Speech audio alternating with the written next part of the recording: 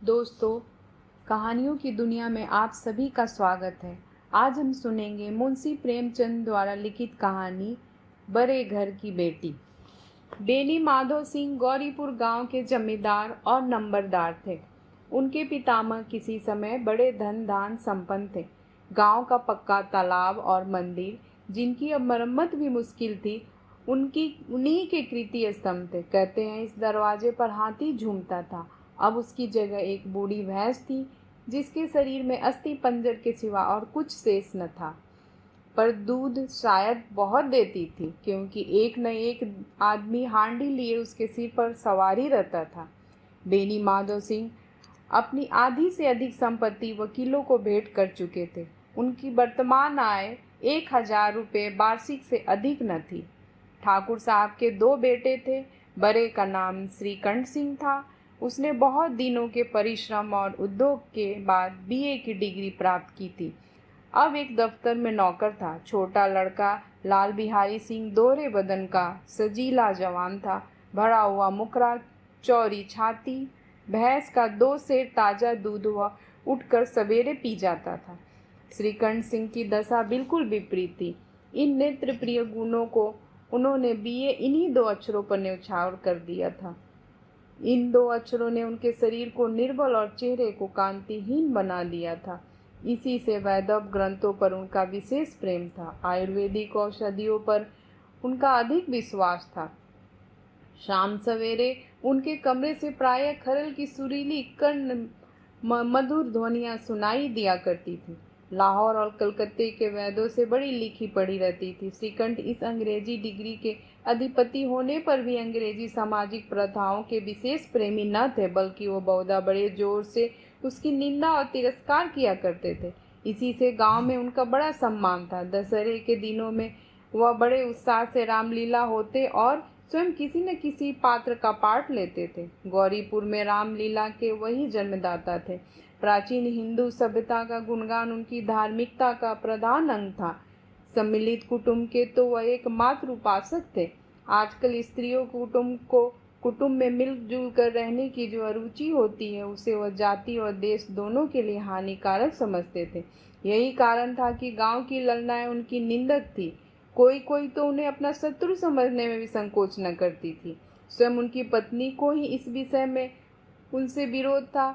यह इसलिए नहीं कि उसे अपने सास ससुर, देवर या जेठ आदि घृणा थी, बल्कि उसका विचार था कि यदि बहुत कुछ सहने और तरह देने पर भी परिवार के साथ निर्वाह न हो सके, तो आए दिन की कलह से जीवन को नष्ट करने की अपेक्षा यही उत्तम है कि अपनी खिचड़ी अलग पकाई जाए।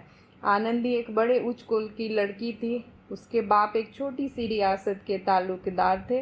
विशाल भवन, एक हाथी, 3 कुत्ते, बाज, बहरी, सिकरे, झार, फानूस, आनरेरी, मजिस्ट्रेट और ऋण, जो एक प्रतिष्ठित तालुकेदार के भोग्य पदार्थ थे, सभी यहाँ विद्यमान थे। नाम था भूप सिंह।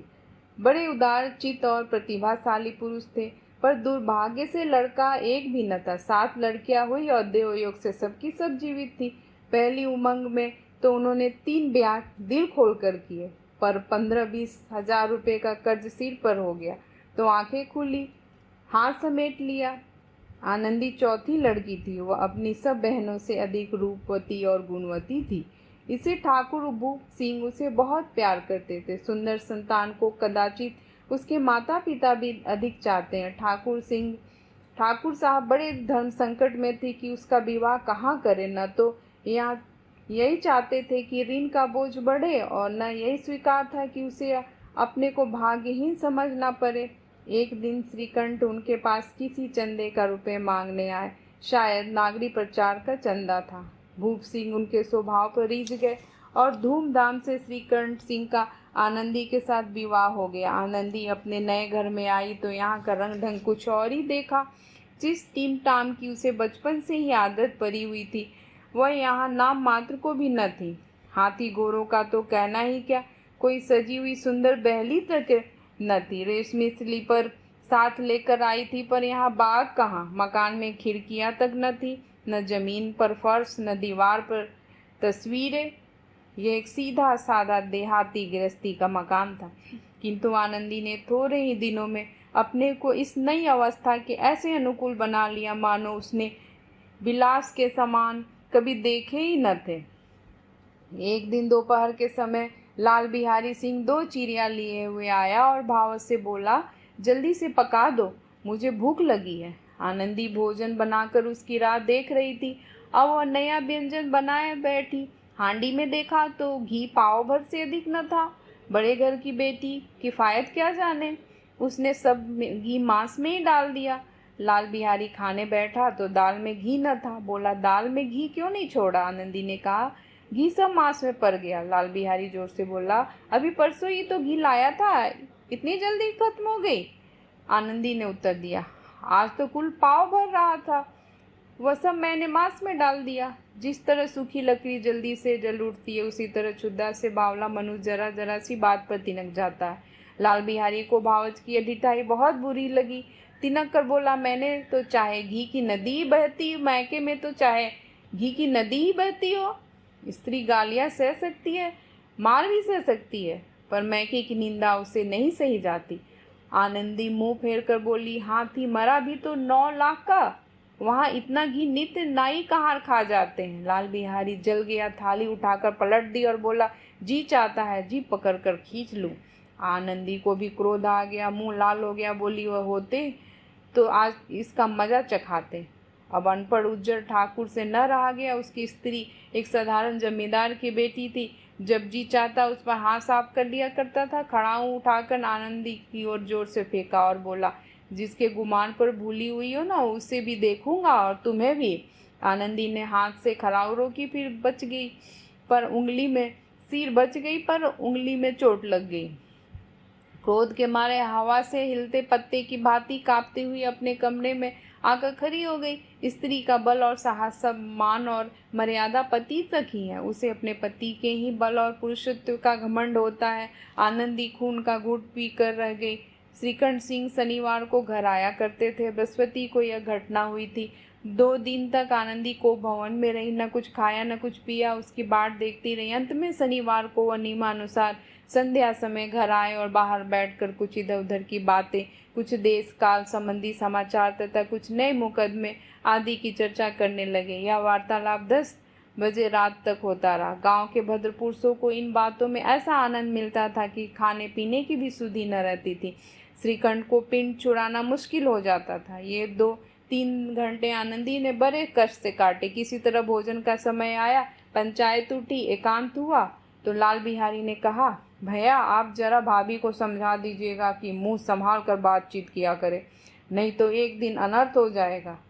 बेनी माधव सिंह ने बेटे की ओर साक्षी दी, हाँ, बहू बेटियों को यह स्वभाव अच्छा नहीं कि मर्दों से मुंह लगे।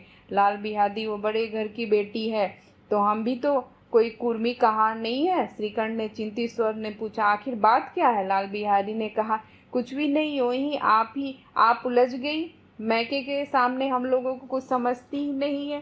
श्रीकंठ खा पी कर आनंदी के पास आया। वह भरी बैठी थी। यह हजरत भी कुछ तीखे थे।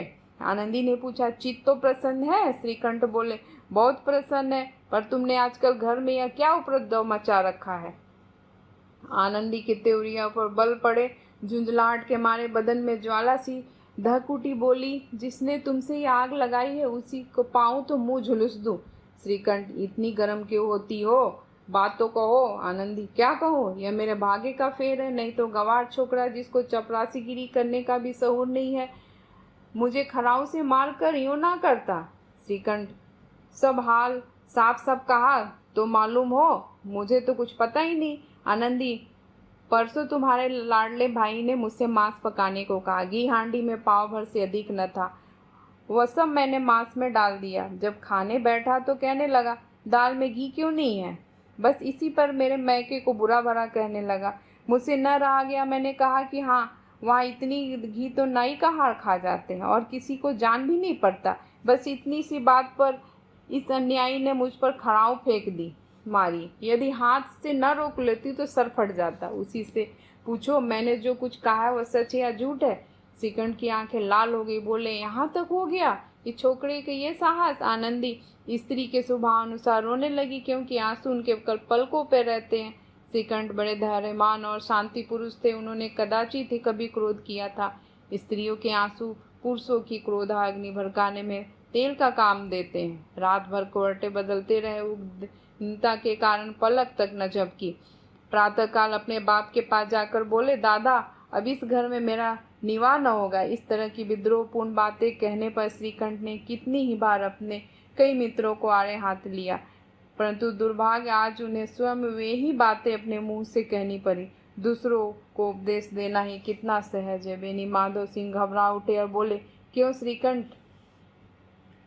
श्रीकंठ, इसलिए कि मुझे भी अपनी मान प्रतिष्ठा का कुछ विचार है। अपने आपके घर में अब अन्याय और हट का प्रकोप हो रहा है। जिनको बड़ों का आदर सम्मान करना चाहिए हुए उनके सिर चढ़ते हैं। मैं दूसरों का नौकर ठहरा घर पर रहता नहीं। यहाँ मेरी स्त्रियों पर खड़ाऊ और जूतों की बौछार की जाती है। करी बात तक चिंता नहीं, कोई एक की दो कह दे, वहाँ तक मैं सहल सकता हूँ, किंतु यह कदाचित नहीं हो सकता कि मेरे ऊपर लात घुसे पड़े और मैं दम न मारूं। बेनी माधव सिंह कुछ जवाब न दे सके। श्रीकंठ सदैव उनका आदर करते थे। उनसे ऐसे तेवर देखकर बूढ़ा ठाकुर अवाक रह गया। केवल इतना ही बोला, बेटा तुम बुद्धिमान होकर ऐसी बातें करते हो। स्त्रियां इस तरह घर का नाश कर देती हैं, उनको बहुत सिर चढ़ाना अच्छा नहीं है। श्रीकंठ, इतना मैं जानता हूँ, आपके आशीर्वाद से ऐसा मूर्ख नहीं हूँ। आप स्वयं जानते हैं कि मेरे ही समझाने बुझाने से इसी गांव में कई घर संभल गए हैं, पर जिस स्त्री की मान प्रतिष्ठा का ईश्वर के दरबार में उत्तरदाता हूँ, उसके प्रति ऐसा घोर अन्याय और पशुवत व्यवहार मुझे असहनीय है। आप सच मानिए, मेरे लिए यदि कुछ कम नहीं है कि लाल बिहारी को कुछ दंड नहीं होता। अब बेनी माधव सिंह भी गरमाए, ऐसी बातें और न सुन सके। बोले, लाल बिहारी तुम्हारा भाई है, उससे जब कभी भूल हो चूक हो सके तो उसका कान पकड़ लिया। लेकिन श्रीकंठ, लाल बिहारी को मैं अब अपना भाई नहीं समझता। बेनी माधव सिंह, स्त्री के पीछे? श्रीकंठ, जी नहीं, उनकी क्रूरता और विवेकता के कारण। दोनों कुछ देर चुप रहे। ठाकुर साहब लड़के का क्रोध शांत करना चाहते थे, लेकिन यह नहीं स्वीकार करना चाहते थे कि लाल बिहारी ने कोई अनुचित काम किया है। इसी बीच में गांव के और कई सज्जन हुक्के चिलम के बहाने वहां आ बैठे। कई स्त्रियों ने जब यह सुना कि श्रीकंठ पत्नी के पीछे पिता से लड़ने को तैयार है तो उन्हें बड़ा हर्ष हुआ। दोनों पक्षों की मधुर वाणियां सुनने के लिए उनकी आत्माएं तिलमिलाने लगी। गांव में कुछ ऐसे कुटिल मनुष्य भी थे जो इस कुल की नीतिपूर्ण गति पर मन ही मन जलते थे। वे कहा करते थे, श्रीकंठ अपने बाप से दबता है इसलिए वो दब्बू है, उसने विद्या पढ़ी इसलिए वो किताबों का कीड़ा है। बेनी माधव सिंह उसकी सलाह के बिना कोई काम नहीं करते, यह उनकी मूर्खता है। उन महानुभावों की शुभकामनाएं आज पूरी होती दिखाई दी। कोई हुक्का पीने के बहाने, कोई लगान की रसीद दिखाने आकर बैठ गया। बेनी माधव सिंह पुराने आदमी थे, इन भावों को तार गए। उन्होंने निश्चय किया, चाहे कुछ भी ही क्यों न हो, इन द्रोहियों को ताली बजाने का अवसर न दूंगा। तुरंत कोमल शब्दों में बोले, बेटा मैं तुमसे बाहर नहीं हूँ, तुम्हारा जो जी चाहे करो। अब तो लड़के से अपराध हो गया। इलाहाबाद का अनुभव रहित झल्लाया हुआ ग्रेजुएट इस बात को न समझ सका। उसी डिबेटिंग क्लब में अपनी बात पर अड़ने की आदत थी। इन हथकंडों की उसे खबर क्या थी? बाप ने जिस मतलब से बात पलटी थी वह उसकी समझ में न आया। बोला, लाल बिहारी के साथ अब इस घर में नहीं रह सकता। बेनी माधव, बेटा बुद्धिमान लोग मूर्खों की तरह बात पर ध्यान नहीं देते। वह बेसमझ लड़का है, उससे जो कुछ भूल हुई उसे तुम बड़े होकर क्षमा करो। श्रीकंठ, उसकी इस दुष्टता को मैं कदापि नहीं सह सकता। यह तो वही घर में रहेगा या मैं ही। आपको यदि वह अधिक प्यारा है तो मुझे विदा कीजिए, मैं अपना भार आप संभाल लूँगा। यदि मुझे रखना चाहते हैं तो उससे कहिए जहाँ चाहे चला जाए, बस यहाँ मेरा अंतिम निश्चय है। लाल बिहारी सिंह दरवाजे की चौखट पर चुपचाप खड़ा बड़े भाई की बातें सुन रहा था। वह उनका बहुत आदर करता था। उसे कभी इतनी साहस न हुआ कि श्रीकंठ के सामने चरपाई पर बैठ जाए, हुक्का पी ले या पान खा ले। बाप का ही भी वह इतना मान न करता था। श्रीकंठ का भी उस पर सही हार्दिक स्नेह था। अपने होश में उन्होंने कभी उसे धुड़का तक न था। जब वो इलाहाबाद से आते तो उसके लिए कोई न कोई वस्तु अवश्य लाते। मुकद्दर की जोड़ी उन्होंने ही बनवा दी थी। पिछले साल जब उसने अपने ये ड्योढ़े जवान को नागपंचमी के दिन दंगल में पछाड़ दिया तो उन्होंने पुलकित होकर अखाड़े में ही जाकर उसे गले लगा लिया था। 5 रुपए के पैसे लुटाए थे। ऐसे भाई के मुंह से आज ऐसी विदारक बात सुनकर लाल बिहारी को बड़ी ग्लानि हुई। वह फूट फूट कर रोने लगा। इसमें संदेह नहीं कि अपने किए पर पछता रहा था। भाई के आने से एक दिन पहले ही उसकी छाती धड़कती थी कि देखो भैया क्या कहते हैं। मैं उनके सम्मुख कैसे जाऊंगा, उनसे कैसे बोलूंगा, मेरी आंखें उनके सामने कैसे उठेगी। उसने समझा था कि भैया मुझे बुलाकर समझा देंगे। इस आशा के विपरीत आज उसने उन्हें निर्दयता की मूर्ति बने हुए पाया। वह मूर्ख था, परंतु उसका मन कहता था कि भैया मेरे साथ अन्याय कर रहे हैं। यदि श्रीकंठ उसे अकेले में बुलाकर 2-4 बातें कह देते, इतना ही नहीं 2-4 तमाचे भी लगा देते तो कदाचित उसे इतना दुख न होता। और भाई का यह कहना कि अब मैं उसकी सूरत नहीं देखना चाहता, लाल बिहारी से सहा नहीं गया। रोता हुआ घर आया। कोठरी में जाकर कपड़े पहने, आंखें पोंछी, जिसमें कोई यह न समझे कि रोता था। तब आनंदी के द्वार पर आकर बोला, भाभी भैया ने निश्चय किया है कि वह मेरे साथ इस घर में न रहेंगे। अब वह मेरा मुंह नहीं देखेंगे। चाहते इसलिए अब मैं जाता हूँ, उन्हें फिर मुंह न दिखाऊंगा। मुझसे जो कुछ अपराध हुआ उसे क्षमा करना। यह कहते कहते लाल बिहारी का गला भर गया। जिस समय लाल बिहारी सिंह सिर झुकाए आनंदी के द्वार पर खड़ा था, उसी समय श्रीकंठ सिंह आंखें लाल किए बाहर से आए। भाई को खड़ा देखा तो घृणा से आंखें फेर ली और कतरा कर निकल गए, मानो उसकी परछाई से दूर भागते हों। आनंदी ने लाल बिहारी की शिकायत तो की थी, लेकिन अब मन में पछता रही थी कि वह स्वभाव से ही दयावती थी। उसे इसका तनिक भी ध्यान न था कि बात इतनी बढ़ जाएगी। मन में अपने पति पर झुंझला रही थी कि यह इतने गर्म क्यों होते। उस पर यह भय भी लगा हुआ था कि कहीं मुझे इलाहाबाद चलने को न कहें तो कैसे क्या करूंगी। इस बीच में जब उसने लाल बिहारी को दरवाजे पर खड़े यह कहते सुना कि अब मैं जाता हूँ, मुझसे जो कुछ अपराध हुआ क्षमा करना, तो उसका रहा सहा क्रोध भी पानी हो गया। वह रोने लगी। मन का मैल धोने के लिए नयन जल से उपयुक्त और कोई वस्तु नहीं होती। श्रीकंठ को देखकर आनंदी ने कहा, लाला बाहर खड़े बहुत रो रहे हैं। श्रीकंठ, तो मैं क्या करूं? आनंदी, भीतर बुला लो, मेरी जीभ में आग लगे, मैंने कहाँ से अब झगड़ा उठाया। श्रीकंठ, मैं न बुलाऊंगा। आनंदी, पछताओगे, उन्हें बहुत ग्लानि हो रही है, ऐसा न हो कहीं चल दे। श्रीकंठ न उठे। इतने में लाल बिहारी ने फिर कहा, भाभी भैया से मेरा प्रणाम कर दो, वह मेरा मुंह नहीं देखना चाहते, इसलिए मैं भी अपना मुंह न दिखाऊंगा।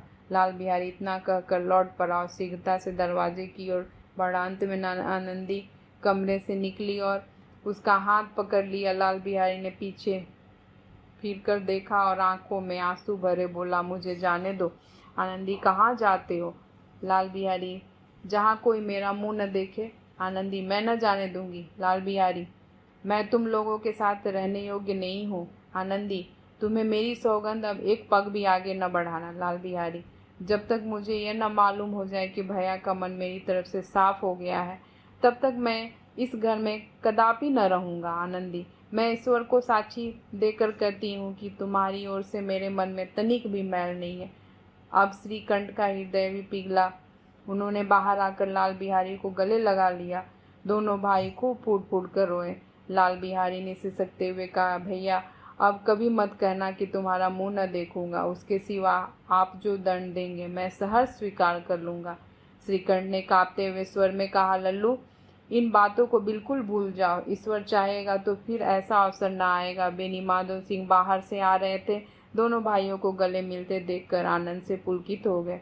बोल उठे, बड़े घर की बेटियां ऐसी ही होती हैं, बिगड़ता हुआ काम बना लेती हैं। गांव में जिसने भी यह वृतांत सुना, उसी ने इन शब्दों में आनंदी की उदारता की सराहना की। बड़े घर की बेटियां ऐसी ही होती हैं।